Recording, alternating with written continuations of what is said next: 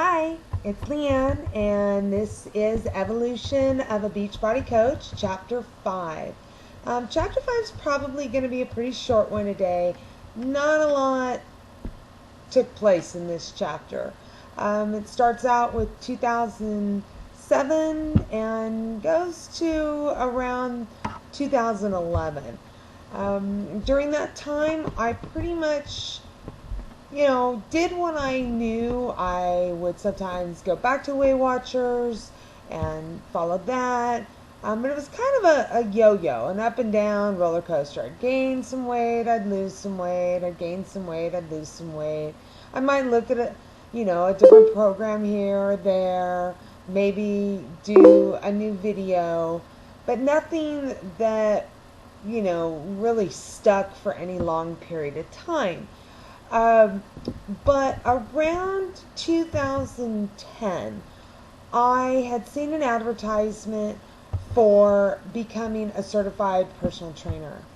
And I just thought, with everything that I'd done, I really wanted to be able to share with other people and to help other people reach their fitness goals. So I stepped out of my comfort zone and started the process of doing the studying to get certified. And it took me a while. Because of working full time, I had to do this on my own time. But eventually, I did finish all of my studies, and I did decide to get certified. But before that happened, in the beginning of 2011, my foot started giving me problems, my heel. It was really, really bothering me. This was my right heel. And I went to the doctor, and they're like, oh, you have plantar fasciitis. You need to, rest it, and it should correct itself. We can give you a shot of cortisone if it's really hurting. And which I did do 2 rounds of cortisone in my heel, but it wasn't really getting better. And I think part of that was my own fault. I didn't lay off my treadmill enough, and I was still walking on my treadmill and putting a lot of miles on my feet. And so in June of 2011, I took my test and I got certified. I passed.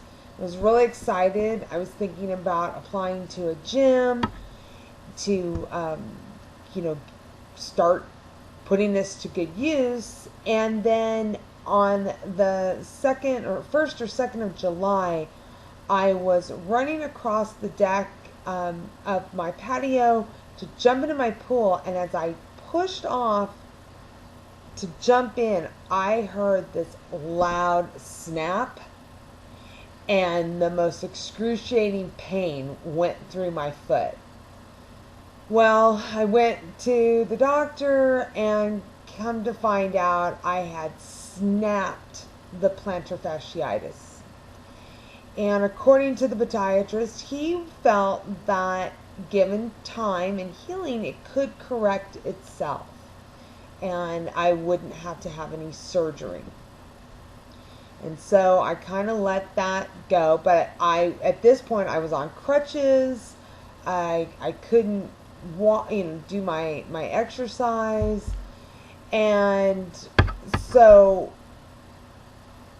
eventually I realized it wasn't getting better. It still hurt. And in the meantime, of course, weight was coming back on because I wasn't exercising. And I just had trouble adjusting my food intake when I wasn't exercising.